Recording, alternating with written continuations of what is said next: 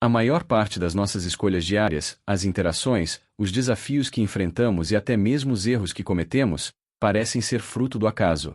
No entanto, ao mergulharmos mais fundo no que realmente molda o nosso comportamento, descobrimos que há algo muito mais profundo em jogo. Para Carl Jung, as ações humanas não são apenas o resultado de um ato consciente ou racional. Muito do que fazemos vem de camadas mais profundas da psique, do inconsciente e especialmente de padrões estabelecidos desde muito cedo em nossas vidas. Quando refletimos sobre os erros que repetimos constantemente, podemos ver que há um fio invisível que os conecta. Esses padrões não surgem de um espaço vazio, eles têm raízes profundas em nossos medos, crenças e desejos ocultos, que muitas vezes não conseguimos acessar conscientemente. O inconsciente é, na verdade, uma força que nos molda de maneira silenciosa, uma verdadeira marionete das nossas ações. Jung acreditava que nossa psique não era apenas uma coleção de pensamentos e desejos, mas um sistema de forças que trabalham tanto em harmonia quanto em conflito. Esses conflitos internos, muitas vezes, se expressam de forma externa, moldando nossa realidade de maneiras que não podemos controlar, como o reflexo de um espelho distorcido. O inconsciente, portanto, não é algo que simplesmente existe sem direção. Ele é uma força criadora que traz à tona os medos e os desejos mais primitivos, muitas vezes através de sonhos, sintomas ou até comportamentos repetitivos que nos aprisionam. É importante compreender que o inconsciente não age de maneira punitiva ou maliciosa. Em muitos casos, ele age como um guardião, tentando nos proteger de situações que já nos causaram dor ou trauma.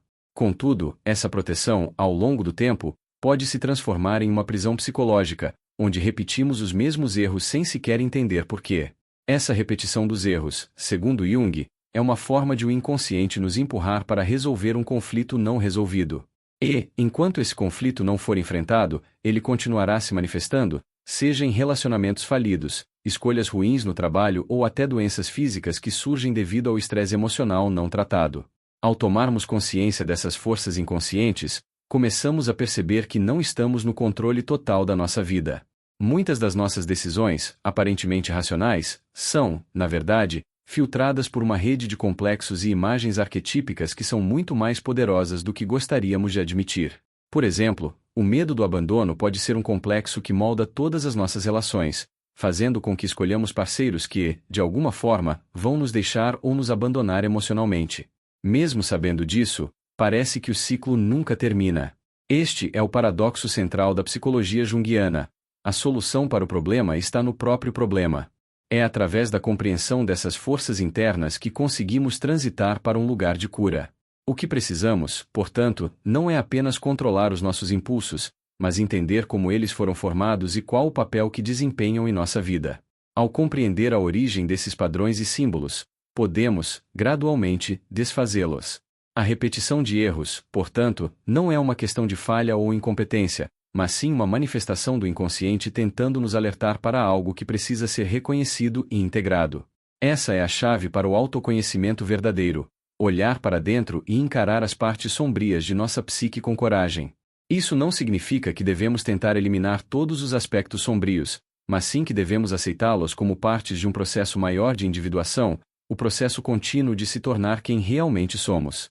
O inconsciente, assim, não é algo a ser temido ou reprimido, mas algo a ser explorado e compreendido. Ele não está lá para nos fazer sofrer, mas para nos ajudar a crescer, nos desafiando a confrontar os aspectos de nós mesmos que preferimos ignorar. À medida que avançamos nesse processo de descoberta, começamos a perceber que, em última instância, os erros que repetimos não são um castigo, mas um convite. Um convite para olhar mais profundamente, para ver o que não conseguimos ver antes e, assim, corrigir o curso de nossa jornada. Essa é a grande lição do inconsciente. Ele está nos mostrando quem somos, mesmo que o processo de revelação seja doloroso. Ele nos chama a reconhecer nossas próprias sombras, não para destruí-las, mas para integrá-las de maneira que nos permita finalmente romper os ciclos que nos aprisionam e, assim, viver uma vida mais autêntica e plena. Você provavelmente já se perguntou, em algum momento de silêncio mais honesto, por que continua tropeçando nas mesmas situações, mesmo jurando para si que desta vez seria diferente. Muda o cenário, mudam as pessoas, muda a idade, mas o sentimento final parece assustadoramente familiar. A frustração retorna com outra roupa, a dor assume um novo rosto, e ainda assim algo dentro de você reconhece aquele desfecho como se já o tivesse vivido antes. A maioria das pessoas chama isso de azar, destino ou simples coincidência. Outras preferem culpar o mundo, a criação que tiveram, as oportunidades que não surgiram. Poucos têm coragem de considerar a possibilidade mais desconfortável de todas. Talvez o motivo dessa repetição não esteja fora, mas profundamente dentro de si. Carl Jung observou que o ser humano raramente vive de forma verdadeiramente consciente. A maior parte das nossas escolhas, reações e impulsos nascem em camadas da mente às quais não damos acesso deliberado. Ainda assim, essas camadas trabalham incansavelmente, influenciando decisões, moldando comportamentos e criando padrões que se repetem com uma precisão quase cruel. Quando você se vê preso em ciclos que parecem se fechar sempre no mesmo ponto, não está diante de um erro isolado, mas de um mecanismo psíquico em funcionamento. O problema não é errar. Errar faz parte do crescimento. O problema é errar do mesmo modo, pelos mesmos motivos, com a mesma sensação de impotência, como se algo assumisse o controle no momento decisivo. Existe uma diferença fundamental entre cometer um erro e ser conduzido a ele. No primeiro caso, há aprendizado, ajuste, transformação. No segundo, há repetição automática. Jung afirmava que, enquanto o inconsciente não se torna consciente, ele dirige a vida do indivíduo, que passa a chamar esse processo de destino. Essa frase não é apenas provocativa. Ela é um diagnóstico. Quando você não compreende os conteúdos que atuam dentro de você, passa a viver como se estivesse reagindo ao mundo, quando na verdade está apenas obedecendo a forças internas não reconhecidas. A sensação de estar sempre correndo atrás do próprio rabo nasce exatamente aí. Observe como muitas pessoas se esforçam, se informam, leem, prometem mudar, mas falham sempre no mesmo ponto. Não é falta de inteligência, nem ausência de força de vontade. É desconhecimento de si. O inconsciente não responde a promessas racionais. Ele se expressa por meio de emoções intensas, impulsos aparentemente lógicos e escolhas que só fazem sentido depois que o estrago está feito. Quando você ignora essas mensagens internas, elas não desaparecem. Elas se reorganizam e retornam disfarçadas, criando situações externas que forçam você a encarar aquilo que evita internamente. A repetição, portanto, não é um castigo, mas uma insistência. Algo em você pede reconhecimento. Algo busca expressão. Jung via esses padrões como tentativas da psique de alcançar equilíbrio. Quando um aspecto da personalidade é rejeitado, reprimido ou ignorado, ele não deixa de existir. Ele apenas passa a atuar nas sombras, interferindo na vida consciente de forma indireta. É por isso que tantas pessoas se sentem traídas por si mesmas, como se houvesse uma parte interna sabotando seus próprios planos. E, de certo modo, talvez você já tenha notado que certos erros surgem justamente quando tudo parece estar indo bem. Um relacionamento promissor que você destrói sem saber explicar porquê. Uma oportunidade profissional que você abandona no momento decisivo. Um comportamento que surge contra sua própria lógica. Esses episódios não são aleatórios. Eles revelam conflitos internos não resolvidos, medos antigos, necessidades não reconhecidas. O inconsciente não se preocupa com o que é socialmente desejável ou racionalmente correto. Ele busca coerência interna, mesmo que o preço seja o sofrimento consciente. É comum resistir a essa ideia, porque ela desloca a responsabilidade. Se o problema estivesse apenas no mundo, bastaria mudar de ambiente. Se estivesse apenas nas outras pessoas, bastaria trocar de companhia. Mas quando a causa está dentro, não há fuga possível. Onde quer que você vá, você leva consigo a própria estrutura psíquica. E ela continuará criando as mesmas situações até que seja compreendida. Essa constatação é desconfortável, mas também libertadora. Significa que a chave da mudança não depende de fatores externos incontroláveis, mas de um processo interno possível, ainda que exigente. O primeiro passo, segundo Jung, não é mudar o comportamento, mas perceber o padrão. Ver com clareza onde a história se repete, qual emoção retorna, qual tipo de dor se manifesta. Não para se culpar, mas para a observar. A consciência começa quando você deixa de justificar automaticamente suas ações e passa a questionar o que realmente as motiva. Enquanto você insiste em explicar seus erros apenas com argumentos externos, permanece preso ao ciclo. Quando começa a suspeitar que existe algo mais profundo operando, a repetição começa a perder força. Neste ponto, algo sutil acontece. A vida deixa de parecer apenas injusta ou caótica e passa a assumir um tom quase pedagógico. Cada erro repetido se transforma em um sinal. Cada fracasso recorrente carrega uma mensagem ainda não decifrada. Jung acreditava que a psique busca totalidade, e tudo aquilo que é excluído do campo da consciência retorna de forma compulsiva. É por isso que entender o motivo da repetição não é um exercício intelectual, mas um confronto interno. Um convite silencioso para olhar aquilo que você aprendeu a evitar.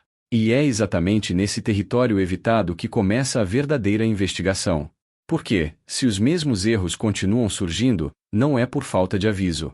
É porque algo dentro de você ainda não foi visto, aceito ou integrado. O que esse algo é, e por que ele age de forma tão persistente, exige uma descida mais profunda, uma travessia que começa no reconhecimento de que a maior força que molda sua realidade não está fora, mas nas partes ocultas da sua própria mente.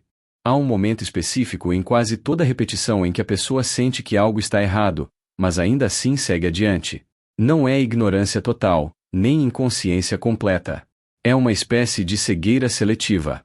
A mente racional apresenta justificativas convincentes, argumentos plausíveis, histórias bem construídas que explicam por que, desta vez, será diferente. É exatamente aí que a autossabotagem se disfarça de azar. Jung compreendia esse fenômeno como um jogo entre o consciente, que deseja mudança, e o inconsciente, que busca familiaridade. Quando o resultado final é sempre o mesmo, apesar das intenções declaradas, não se trata de má sorte, mas de fidelidade a um padrão interno. O inconsciente não opera segundo critérios morais ou lógicos. Ele não distingue o que é bom do que é saudável, apenas o que é conhecido do que é estranho. Por isso, ele tende a nos conduzir a situações que reproduzem experiências emocionais antigas, mesmo que tenham sido dolorosas. Aquilo que foi vivido intensamente no passado, sobretudo na infância, cria uma marca profunda. Essa marca passa a funcionar como um imã invisível, atraindo cenários semelhantes, pessoas parecidas e desfechos previsíveis. A repetição, nesse sentido, é uma tentativa da psique de retornar a um ponto de origem para, finalmente, compreender algo que ficou inacabado. Muitos confundem esse processo com falta de esforço ou fraqueza de caráter. Mas Jung via a repetição como uma expressão de coerência psíquica. A mente busca consistência interna, mesmo que isso entre em conflito com os objetivos conscientes. Se uma pessoa cresceu associando amor à rejeição, atenção à dor ou segurança ao controle, ela tenderá a recriar essas dinâmicas ao longo da vida. Quando o resultado é negativo, o ego reage chamando isso de azar. Essa explicação protege a imagem consciente da pessoa, evitando um confronto mais profundo com a própria história emocional. A compulsão à repetição não é um desejo consciente de sofrer, mas uma tentativa inconsciente de dominar uma experiência antiga que, no passado, foi vivida de forma passiva. Ao repetir, a psique tenta reescrever o final. O problema é que, sem consciência, o roteiro permanece o mesmo. Mudam os personagens, mas o papel que você desempenha continua idêntico. Jung observava que o inconsciente não aprende por explicações, apenas por vivência consciente. Enquanto a pessoa não percebe o padrão em ação, ela continuará acreditando que o problema está sempre fora. Esse é o ponto em que a noção de azar se torna confortável. Ela alivia a responsabilidade e evita o contato com conteúdos dolorosos. Admitir que existe um padrão interno implica reconhecer que certas escolhas, mesmo inconscientes, são recorrentes. Isso ameaça a narrativa de controle que o ego constrói sobre si mesmo. É mais fácil acreditar que o mundo conspira do que aceitar que algo dentro de nós insiste em nos levar ao mesmo lugar. No entanto, enquanto essa crença for mantida, o ciclo permanece intacto. Observe como, muitas vezes, as decisões que levam ao erro não parecem decisões no momento em que são tomadas. Elas surgem como impulsos, atrações inexplicáveis, sensações de familiaridade. Jung chamava atenção para esse sentimento de reconhecer alguém ou alguma situação logo no início. Essa familiaridade raramente é neutra. Ela costuma indicar que um complexo foi ativado. Complexos são núcleos emocionais carregados, formados por experiências passadas, que assumem temporariamente o controle do comportamento. Quando um complexo está ativo, a pessoa age como se estivesse possuída por uma lógica própria, alheia à razão. É por isso que, depois que o erro se concretiza, surge a pergunta angustiada: como eu não vi isso antes? A resposta é simples e perturbadora ao mesmo tempo: você viu, mas não reconheceu. O inconsciente deu sinais, sensações, desconfortos sutis.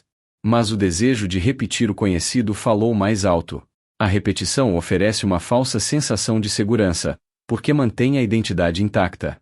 Mudar de verdade exige abandonar não apenas hábitos, mas imagens antigas de si mesmo. Enquanto o erro é atribuído ao azar, nada precisa ser transformado internamente. A vida continua sendo algo que acontece com você, e não algo que emerge de você.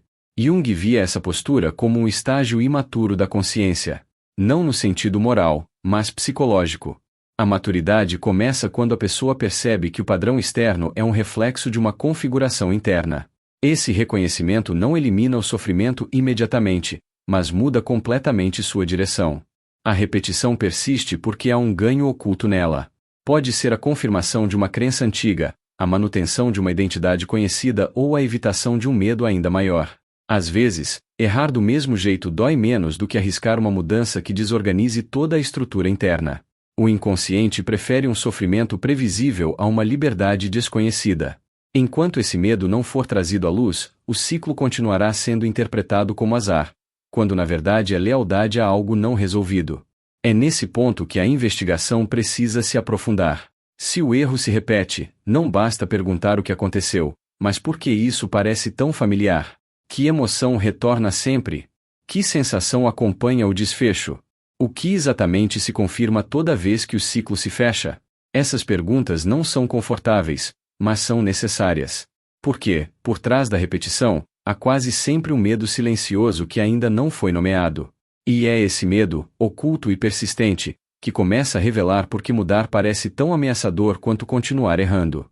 Chegar a esse ponto da reflexão já coloca o leitor diante de uma verdade incômoda. Se os erros se repetem, não é apenas por desconhecimento, mas porque algo dentro resiste ativamente à mudança. Jung compreendia essa resistência não como preguiça ou falta de coragem, mas como medo profundo. Mudar de verdade não significa apenas corrigir comportamentos externos, significa ameaçar estruturas internas que sustentam a identidade. É por isso que, mesmo sofrendo, tantas pessoas permanecem fiéis aos próprios padrões. A repetição dói, mas a transformação assusta ainda mais. O medo de mudar raramente é consciente. Poucos acordam pensando que preferem sofrer a se transformar. O que existe é um apego silencioso àquilo que é conhecido. A psique humana constrói sua sensação de segurança a partir da previsibilidade, mesmo quando essa previsibilidade envolve dor. Jung observava que o ego se organiza em torno de uma narrativa sobre quem a pessoa acredita ser. Qualquer mudança real ameaça essa narrativa. Abandonar um padrão antigo pode significar perder uma identidade inteira, e o ego interpreta isso como uma forma de morte simbólica. É nesse ponto que a individuação, conceito central da psicologia junguiana, se torna assustadora. Individuar-se é tornar-se aquilo que se é, e não aquilo que se aprendeu a ser para agradar, sobreviver ou pertencer. Esse processo exige confrontar expectativas externas internalizadas, valores herdados e imagens idealizadas do próprio eu. Para muitos, repetir erros é uma forma inconsciente de permanecer leal a essas imagens antigas. Mudar implicaria decepcionar alguém, romper com papéis familiares ou abandonar a esperança de ser reconhecido de determinada maneira. O inconsciente, então, cria estratégias sofisticadas para evitar esse confronto. Ele racionaliza, minimiza, desvia a atenção. Quando a oportunidade de mudança surge, algo dentro sabota, adia ou cria confusão.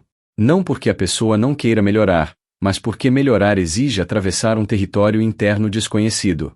Jung dizia que não nos tornamos iluminados imaginando figuras de luz, mas tornando consciente a escuridão. E é justamente essa escuridão que o ego tenta evitar a todo custo. Há também o medo de descobrir verdades desagradáveis sobre si mesmo. Reconhecer a própria agressividade, inveja, dependência ou medo pode ser profundamente desestabilizador. É mais confortável acreditar que o problema está sempre no outro ou nas circunstâncias.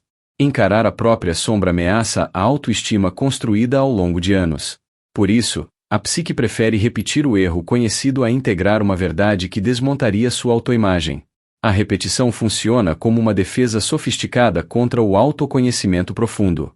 Outro aspecto desse medo é a ilusão de controle. Repetir padrões dá a sensação de que, pelo menos, se sabe onde se está pisando. A mudança genuína exige abrir mão dessa falsa segurança. Exige aceitar que não se tem garantias, que o novo pode falhar, que a identidade antiga não servirá mais como guia.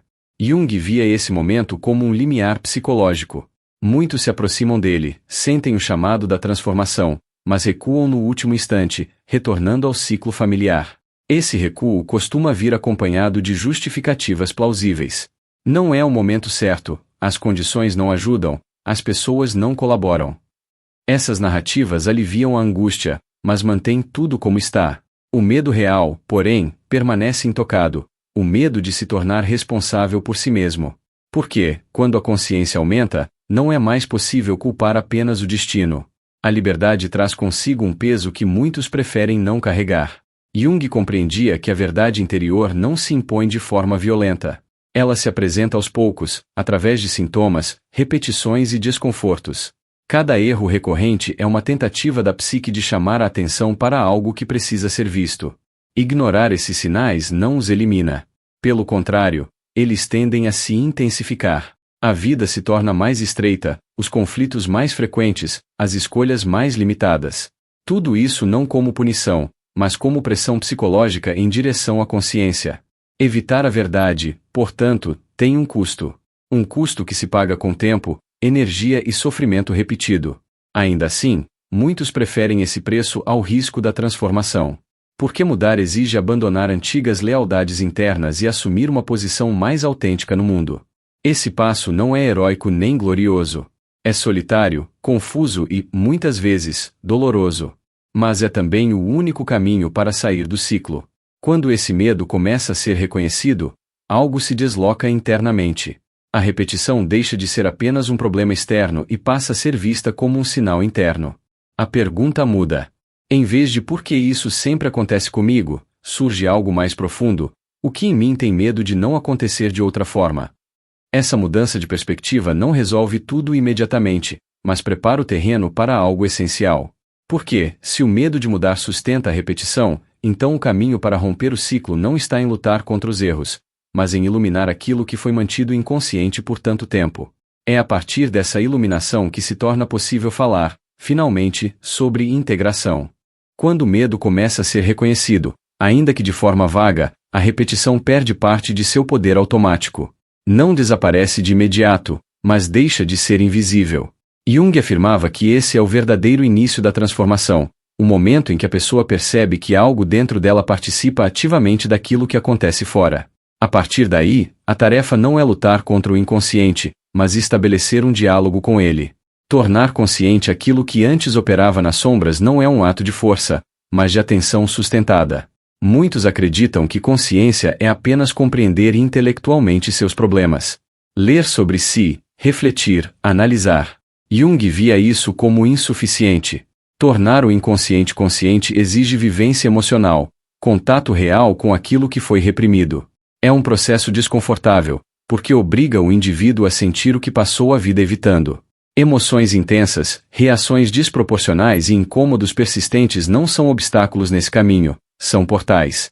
Eles indicam exatamente onde a psique guarda conteúdos que pedem integração. Integrar não significa eliminar ou corrigir essas partes internas. Esse é um erro comum. A tentativa de se livrar da sombra apenas a fortalece. Jung insistia que aquilo que é negado se torna autônomo.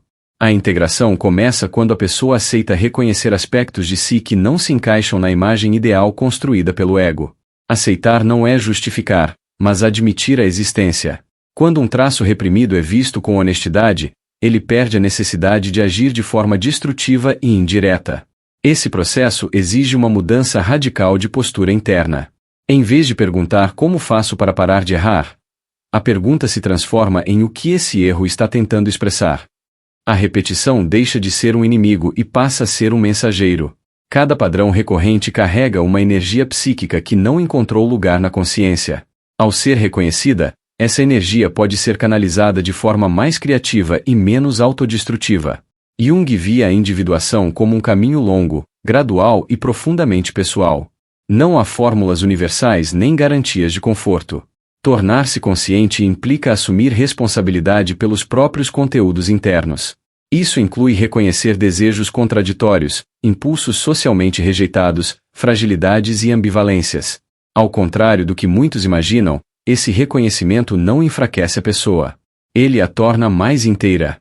A energia que antes era gasta mantendo a repressão passa a estar disponível para escolhas mais livres. É comum que, nesse estágio, surja uma sensação de confusão. Velhas certezas se dissolvem, antigos papéis perdem sentido. Jung considerava esse estado não como um erro, mas como um sinal de progresso. Quando a consciência se expande, o mundo interno se reorganiza. Durante esse processo, a pessoa pode se sentir desorientada, mas essa desorientação é temporária. Ela indica que a psique está abandonando estruturas antigas que já não servem. A integração também muda a relação com o erro. Ele deixa de ser vivido como fracasso absoluto e passa a ser compreendido como parte do processo. O indivíduo começa a perceber os sinais mais cedo, reconhece as ativações internas antes que elas assumam o controle completo. Isso não significa que nunca mais errará, mas que a repetição cega perde força. A escolha se torna mais consciente, mesmo quando difícil. Outro aspecto fundamental desse caminho é a capacidade de sustentar tensões internas sem resolvê-las imediatamente. Jung acreditava que o crescimento psicológico ocorre quando o indivíduo suporta o conflito entre opostos sem recorrer a soluções simplistas. A pressa em se livrar do desconforto costuma empurrar os conteúdos de volta para o inconsciente. Permanecer presente, observando, sentindo e refletindo, permite que algo novo emerja. A transformação acontece nesse espaço intermediário. Com o tempo, a pessoa começa a notar mudanças sutis. As situações externas já não se repetem com a mesma intensidade. Ou, quando se repetem, são vividas de forma diferente. A reação automática dá lugar a uma pausa. Nessa pausa, há escolha. É nesse ponto que a integração começa a produzir efeitos concretos na vida cotidiana. Não como milagre, mas como consequência natural de uma psique mais consciente. No entanto, esse caminho não é obrigatório. Jung era claro ao afirmar que a consciência não é um destino inevitável, mas uma possibilidade. Muitos preferem permanecer na repetição, porque ela exige menos confronto interno. A individuação cobra um preço, honestidade radical consigo mesmo. Nem todos estão dispostos a pagá-lo. Por isso, o processo de integração não é coletivo, nem massificado.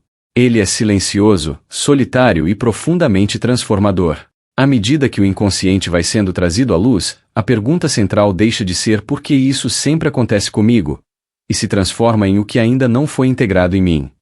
Essa mudança marca uma virada decisiva. Porque, quando a consciência cresce, a repetição perde sua função. E quando a repetição perde sua função, a vida deixa de ser conduzida por forças invisíveis e começa a ser moldada por escolhas mais alinhadas com a totalidade do ser. Ainda assim, resta uma decisão fundamental a ser tomada: seguir adiante nesse caminho exigente ou permitir que, mais uma vez, o que não foi enfrentado continue decidindo em silêncio. Chegar ao final desse percurso não significa alcançar uma solução definitiva ou um estado permanente de equilíbrio. Jung jamais prometeu isso. O que se alcança, quando muito, é um ponto de honestidade maior consigo mesmo. Um lugar interno a partir do qual já não é possível fingir completa ignorância sobre as forças que atuam dentro de nós. A partir desse ponto, algo muda de forma irreversível. Ou a pessoa assume a responsabilidade por sua vida psíquica, ou aceita que continuará sendo conduzida por aquilo que evita ver. A repetição dos mesmos erros, então, deixa de ser um mistério. Ela se revela como consequência direta daquilo que permaneceu inconsciente. Enquanto certas verdades internas não são reconhecidas, elas continuam exigindo expressão. E, se não encontram espaço na consciência, manifestam-se na forma de destino. Jung via esse processo como neutro, quase impessoal. A psique não pune, não julga, não recompensa. Ela apenas busca totalidade. Tudo o que é excluído retorna. Tudo o que é negado insiste. Tudo o que é evitado decide. Assumir essa perspectiva pode ser perturbador. Significa abandonar a posição confortável de vítima das circunstâncias e reconhecer que a vida exterior reflete, em grande medida, a configuração interior. Isso não elimina injustiças reais nem ignora fatores externos, mas desloca o eixo da experiência. A pergunta deixa de ser o que o mundo está fazendo comigo, e passa a ser o que em mim responde sempre da mesma forma. Essa mudança não é teórica. Ela redefine a maneira como o indivíduo se coloca diante da própria existência. Jung acreditava que a consciência não garante felicidade, mas oferece algo mais raro: liberdade relativa. Liberdade para perceber quando um complexo está assumindo o controle. Liberdade para escolher não agir imediatamente. Liberdade para suportar o desconforto sem fugir para antigos padrões. Essa liberdade é limitada, imperfeita, mas real. Ela surge no intervalo entre o impulso e a ação. Um intervalo que só existe quando o inconsciente já não é totalmente inconsciente. Ainda assim, esse caminho exige coragem contínua. Não basta um insight, uma leitura ou um momento de clareza. A tendência à repetição é antiga e profundamente enraizada. Em momentos de cansaço, dor ou medo, o impulso de retornar ao conhecido reaparece. Jung não romantizava esse processo. Ele sabia que a sombra nunca é eliminada, apenas integrada. A vigilância interna não é tensa, mas constante. Trata-se de manter um diálogo vivo com aquilo que antes era ignorado. Há também um luto silencioso nesse processo. Luto pelas versões de si mesmo que não se realizaram, pelas expectativas abandonadas, pelas narrativas que já não se sustentam. Tornar-se consciente implica abrir mão de ilusões que, por muito tempo, ofereceram conforto. Esse luto é inevitável, mas também libertador. Porque, ao deixar morrer imagens irreais, cria-se espaço para uma vida mais autêntica, ainda que menos idealizada. Quando a pessoa escolhe não enfrentar esse caminho, nada de extraordinário acontece. A vida segue. Os dias passam. As situações se repetem. Novos nomes, novos rostos, o mesmo enredo. Jung via isso não como fracasso moral, mas como uma escolha inconsciente. Nem todos são chamados a esse confronto, e nem todos o suportariam no mesmo momento. A psique respeita o ritmo de cada um. Mas a repetição permanece como lembrete silencioso de que algo ainda pede atenção. O verdadeiro ponto de decisão, portanto, não está fora. Ele acontece internamente, sempre que um padrão se apresenta. Cada repetição oferece uma bifurcação invisível, agir como sempre ou observar com mais profundidade. Não se trata de acertar sempre, mas de perceber mais cedo. De errar com mais consciência. De reduzir, pouco a pouco, o poder das forças automáticas. Esse é o trabalho real, discreto e contínuo da individuação. Jung afirmava que não nos transformamos de uma vez, mas em pequenas ampliações de consciência. Cada vez que algo antes inconsciente é reconhecido, o destino perde um pouco de sua rigidez. A vida se torna menos compulsiva, menos previsível, menos sufocante. Não porque os problemas desaparecem, mas porque já não somos completamente dominados por eles. A repetição deixa de ser uma prisão e se transforma em um sinal compreendido. No fim, resta uma verdade simples e exigente.